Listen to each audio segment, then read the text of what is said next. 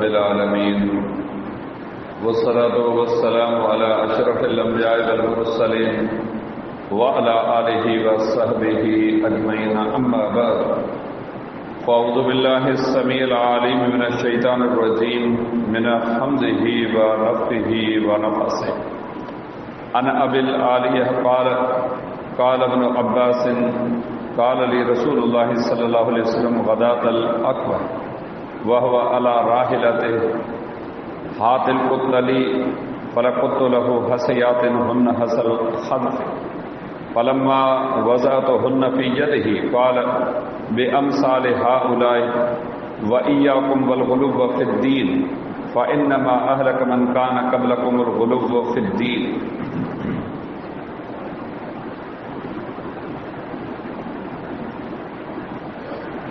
हदीस शरीफ जी किताब सुनन नसाई में किताब मनासिकुल हज वल उम्रह में रसूलुल्लाह सल्लल्लाहु अलैहि वसल्लम जे उन्हनि पाकीज़ा अहादीस मुबारक जो दर्स अल्लाह ताला जी रहमत उनजे मेहरबानी सां लगातार हलंद रही।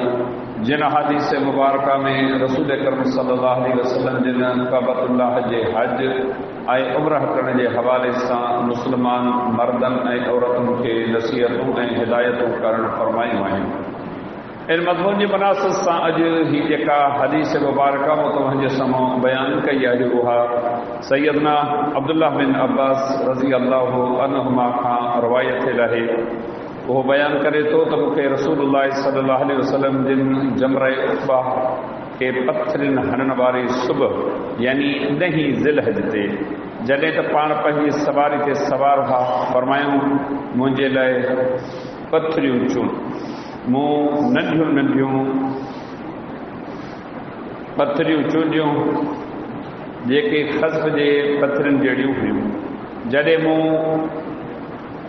उहे संदुनि हथनि में रखियूं त पाण फरमायूं त हिन क़िस्म जे पथरनि सां रमी करणु घुरिजे। दीन में ग़ुल्व यानी हद खां निकिरण खां बचो, छो त तव्हां खां पहिरियनि माण्हुनि खे दीन में ग़ुल्व करण जे करे बर्बादु कयो।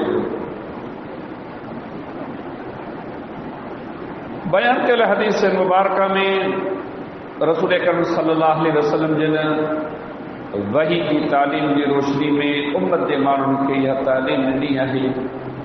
अल्लाह रब्बुल इज़्ज़त अवां जे तरफ़ इस्लाम जी सूरत में कामिल तरीन दीन मोकिलियो आहे जेको क़ुरान ऐं हदीस ते मुश्तमिल आहे।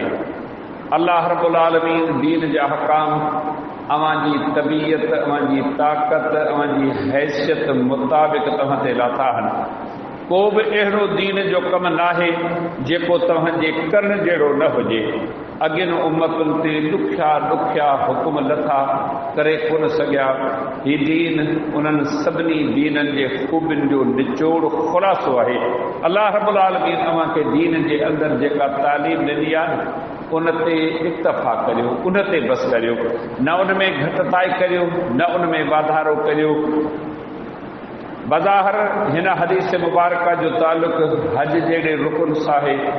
शरीयत पंहिंजे पैरोकारनि खे अमर कयो आहे त 10 ज़िलहज खां वठी करे इन्हनि जुमरात यानी इन्हनि थंभनि खे सेखारियल तादाद ऐं तरीक़े मुताबिक़ वक़्तु मुक़ररु थियल ते पथरियूं चुचियो। इब्राहिम अलैहिस्सलाम जी उन अज़ीम यादि खे ताज़ा करणु जे लाइ रसूलुल्लाह सल्लल्लाहु अलैहि वसल्लम जिन अल्लाह जो अमर मञी करे उन्हनि जुमरात यानी थंभनि खे पथरियूं हयूं आहिनि। आम तौर ते माण्हू चवनि था त शैतान खे पथरियूं हयूंसूं, हालांकि इहो शैतान कोन्हे, इहो थंभ आहे। इन जाइ ते इब्राहिम अलैहिस्सलाम शैतान खे पथरियूं हयूं हुयूं, उहा वक़्त जी ॻाल्हि आहे। इहा यादगार अल्लाह रब्बुल इज़्ज़त खे पसंदि आई। क़यामत ताईं जेके बि माण्हू बैतुल्लाह जो हज कंदा इन्हनि 3 थंभनि ते वञी करे तादाद मुक़रर मुताबिक़ वक़्तु मुक़रर मुताबिक़ उन्हनि खे पथरियूं चूंडींदा। हिकु हिकु पथरी सम्झो त हिकु वॾे कबीरे गुनाह खे चुटण जे बराबरि आहे। शरीयत हिन पथरनि चुटण जो वॾो अजुर सवाब वॾी हैसियत ॿुधाई आहे। अलाह जे पैगंबर सल्लल्लाहु अलैहि वसल्लम जिन वक़्तु ॿुधायो, हिननि वक़्तनि ते हिननि थंभनि खे चुटींदा करियो, कहिड़े पथरनि सां चुटियो। अलाह जे पैगंबर सल्लल्लाहु अलैहि वसल्लम हुकुम फरमायो त मुंहिंजे लाइ पथरियूं चूंडे अचो। चणे जेतिरियूं पथरियूं तक़रीबन रसूलुल्लाह सल्लल्लाहु अलैहि वसल्लम जे ख़िदमत में आंदियूं वयूं। जॾहिं नबी सल्लल्लाहु अलैहि वसल्लम जॾहिं उहे ॾिठियूं, पाण फरमायो त ही बहितर आहिनि, तमामु नंढड़ियूं पथरियूं आहिनि, हीअ हुकुम जी पैरवी करी आहे। फरमायूं त हिन खां वधीक थुलियूं थंभरियूं ऐं वधीक जिस्म वारियूं पथरियूं न खणो। छाजे लाइ? हिकमत इन में उन टेम ते आइन मुमकिन आहे त माण्हू थोरा हुजनि, पर माण्हुनि जी आबादी वधे थी, लखनि जे तइदाद में माण्हू कबतुल्लाह जे हज जे लाइ अचनि था। सभु त उन थंभे जे वेझो कोन्हे, के परे हन, के वेझो हन, के अॻियां, के पुठियां। तंहिंजे करे आइन मुमकिन आहे वॾा पत्थर खणंदव, वॾियूं पथरियूं खणंदव, परे खां हणंदव, थी सघे थो उन थंभे ते न पवे, उनखे न लॻे। ओॾां वञण जे बजाए साम्हूं बीठल कंहिं माण्हू खे मथे में लॻे, ऐं मुमकिन आहे अख में को नुक़सान थी पवे, मथे में धक लॻे, रत निकिरी पवे। ॾिसो त इस्लाम पंहिंजे मञींदड़नि खे केॾी सुहिणी तालीम ॾिनी आहे त हिकु मुस्लमान जी जान, उनजो माल, उनजी इज़त, उनजी आबरू, उनजे बदन जी केॾी वॾी क़ीमत आहे। उनखे या पथरी बि तव्हांजे तरफ़ां ग़लती मां बि न लॻे। केतिरे क़दुरु अलाह ताला मुस्लमान जो शान कयो आहे। उहो साॻियो माण्हू जंहिंखे अलाह रब्बुल आलमीन हेॾी अज़ीम शान तालीम सेखारी आहे, उहो माण्हू ख़ुदा जी ज़मीन ते छा छा नथो करे, मुस्लमान जी लाइ ज़बान सां छा थो चवे, हथ सां छा थो करे, उनजी इज़त, उनजे आबरू जे लाइ छा थो पसंदि करे। शरीयत ग़लती मां या चणे जेतिरी पथरी उनखे हणण खां मना कई आहे त अजाई उनखे या तकलीफ़ न पहुचायो। पोइ अचो पंहिंजे समाज, माहौल, मुआशरे ते निगाह ॾिजो। असां पंहिंजे हथनि ऐं पेरनि सां हिन उम्मत जे माण्हुनि मुस्लमाननि सां छा वयो वापिरियो आहे। मामूली मामूली क़िस्म जूं ॻाल्हियूं, अहिड़ियूं नंढड़ियूं ॻाल्हियूं जिन जी का टके जी अहमियत कान्हे। नंढड़ा ॿार रहा, उहे पाण में विढ़ी पिया, कंहिं बि कोन चइनि, ॿार हुआ, ज़िद ते थिया, पाण में विढ़ी पिया, वालिदैन जज़्बात में अची विया, वञी बंदूक, राइफल, पिस्तल खयूं, उहे हिक ॿिए खे हयूं, नतीजे में खून रेज़ी थी पई। इन क़िस्म जा वाक़िया असीं ॿुधूं पिया। ॿार रहा, पाण में मामूली ॻाल्हि तां विढ़ी पिया, झेड़ो एॾो वॾो थियो जो ओड़े पाड़े ॿुधो। पुछूं त थियो छा? मुंहिंजे खे धकई, हुनखे धकई, विढ़ी पिया। ख़ुदा जा बंदा, अचो पाण में सहब पैदा करियूं, पाण में का बर्दाश्त पैदा करियूं। ज़रे बराबर का बर्दाश्त कान रही आहे। ॾींहों ॾींहुं वञूं था पोइते थींदा। हीअ हदीस मुबारक आहे, हिकु मुस्लमान जी जान, उनजे माल, इज़त, आबरू जी अहमियत जी ख़बर ॾिए थी। मुस्लमान सां इन क़िस्म जो सुलूक न रखियो। मामूली ॻाल्हियुनि ते क़त्ल, खून रेज़ी, फसाद, फितना, घरनि खे बाहियूं।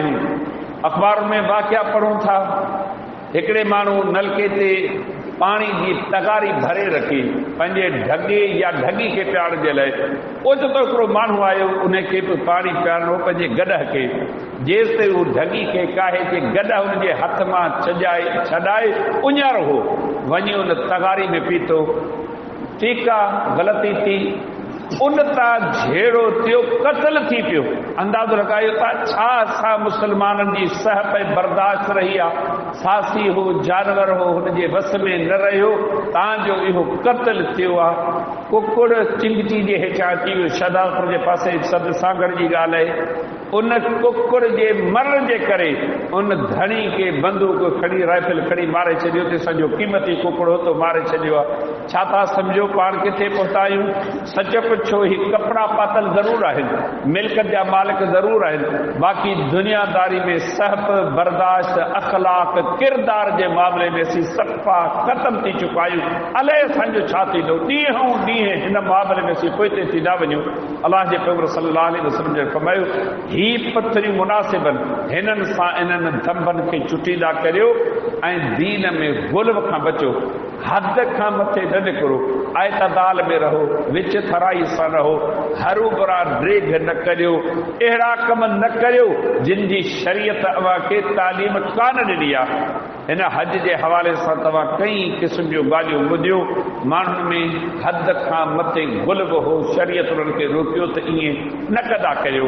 अलाह जे पैगंबर सल्लल्लाहु अलैहि वसल्लम जिन पंहिंजी ज़िंदगी में कई अहिड़ा माण्हू ॾिठा जिन पंहिंजे लेखे अहिड़ा कम कया जिन जी शरीयत में का तालीम कान हुई। तव्हां अहल किताब जे गुलब ॾे ॾेखारियो, यहूदियुनि ईसाइनि पंहिंजे दीन जे अंदरि केॾो वॾो नाहक, केॾो वॾो गुलब कयो।